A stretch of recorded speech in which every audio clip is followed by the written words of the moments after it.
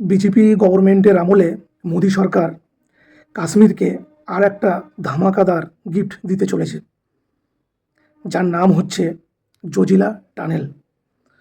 এটা সরাসরি জম্মু কাশ্মীর হয়ে লাদাখের সঙ্গে কানেক্ট হবে। প্রায় 18 কিলোমিটার লেন্থ এই টানেল। এই টানেলের মধ্যে দিয়ে প্রায় 31টা রাস্তা কানেক্ট করা হচ্ছে। রাস্তা ডাইরেক্ট কানেক্ট হবে এই টানেলের সঙ্গে। ভারতের সঙ্গে যে লাদাখের যোগাযোগ ব্যবস্থা কতটা সহজ হতে চলেছে।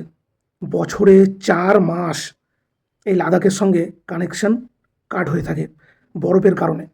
বরফ মেল্ট হওয়া শুরু করতো, তখন কিন্তু হেভি ভেহিকেলসের জন্য খুব বিপজ্জনক হয়ে যেত, প্রচুর অ্যাক্সিডেন্ট হতো। পুরো 12 মাসের জন্য ভারতের সঙ্গে লাদাখের কানেকশান কমপ্লিট হয়ে গেল।